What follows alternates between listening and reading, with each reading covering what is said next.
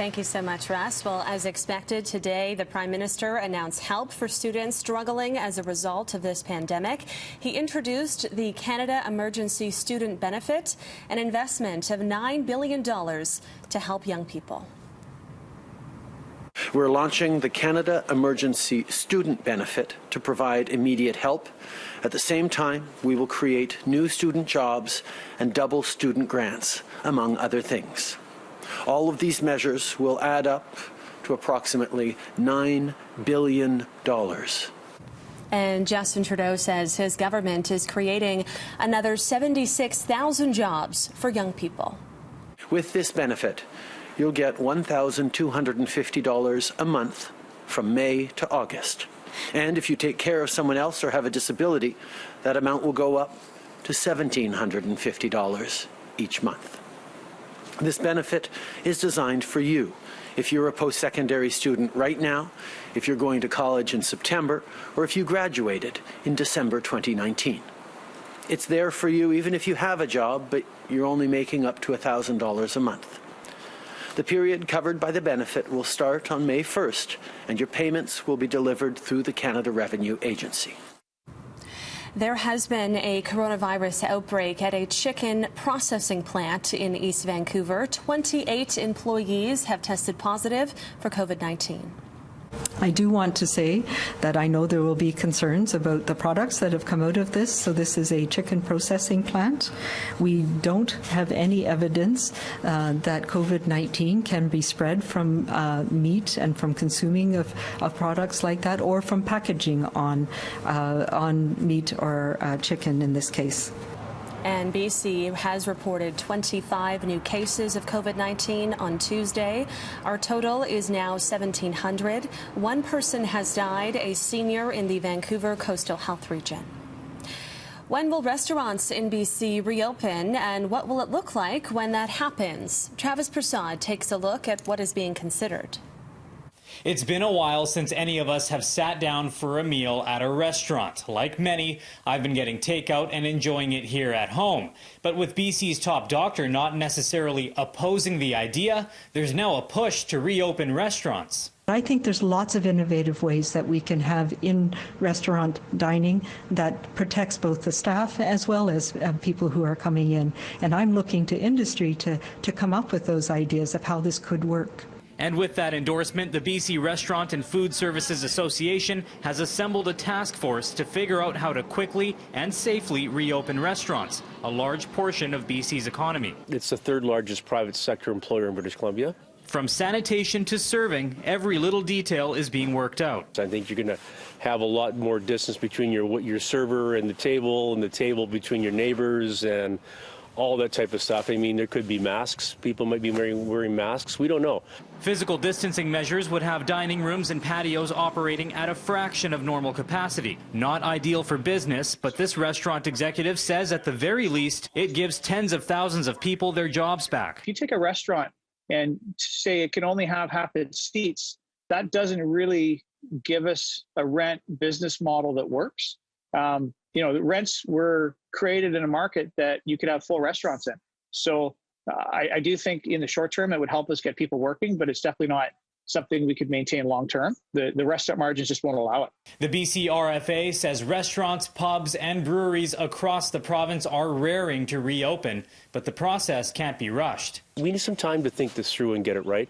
We need some time to get some signage in place and get the restaurants all communicated to. So I think June would be not a bad target for us to look at. But even if restaurants get the go-ahead this summer, it's unclear how customers will respond. If they got to come into restaurants and no longer touch menus, that's going to feel really different. And we need the public ready to embrace that and be ready for a different experience. The Restaurant Task Force plans to submit its proposal to the provincial government by the end of next week. In Vancouver, Travis Prasad, City News.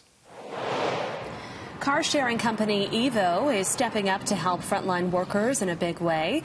The company is offering 250 of its vehicles exclusively for doctors, nurses, and other medical workers. The cars will be sanitized and fully fueled. And so anyone who's a frontline healthcare worker can contact their healthcare authority, and we second a vehicle to them for the period of the crisis. We think it's very important, obviously, for frontline healthcare workers to have access to their essential service jobs. And so anything we can do to help supplement modes of transportation that are out there. I know all organizations are working hard to do their very best, and this is just one way we feel like we can help. And the company has asked other members to avoid all non-essential trips in its vehicles. Well, your kids may have a lot of questions about life after COVID-19. Isabel Regem catches up with some little ones to see how they're coping with all of these changes. I miss my teacher and my friends. In just a matter of months, COVID-19 has changed a lot about our lives. How we work, how we play, how we live day to day. But how does this new reality look through the lens of a child? We asked some of our colleagues at City News to grab their cell phones and record their kids answering a few questions. Okay, so first question. Why are kids not going to school anymore, and why do you have to stay away from your friends? Because I can't play with my friends because of sickness. We need to stay 2 meters away from friends because we need to maintain social distancing so that we don't pass or catch COVID-19. Because the germs and the virus. Because the coronavirus makes people sick and make them die. It transmits in the classroom. So if you have we have 27 kids in my classroom.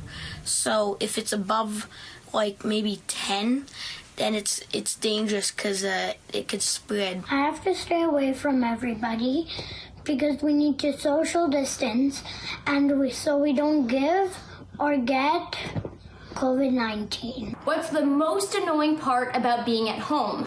Not being able to chat with not being able to play with my friends. I'm not going to preschool. The most annoying part about staying home is actually doing what you need to do at home. I haven't been playing with anything except for my computer and doing work at school on the computer. So it's all on computers these days. I haven't been getting enough exercise. What's the best part about being at home? Like joining my family, playing. The best part of being home is that I get to spend more time with my family and I can change whenever I want. Playing with my bubbles. I get to do whatever I want. If you had one message to say to your friends and family who you haven't seen in a long time, what would you say to them? Hi. And I hope we could get together sometime and go to the park or something. The thing I want to tell my teacher and my friends that I want to go back to school and I want to learn properly. I miss you all, and I want to give you a big hug when I see you next, and just stay home and stay safe. I love you. Yeah. And I want to play with you, but I can't play with you because of sickness. In Vancouver, Isabel Regem, City News. All right, it is 9:13 now on Breakfast Television. We're going to go to another live shot in Ottawa where federal ministers are making another announcement. Let's listen in. Jean-Yves Duclos. The chair of the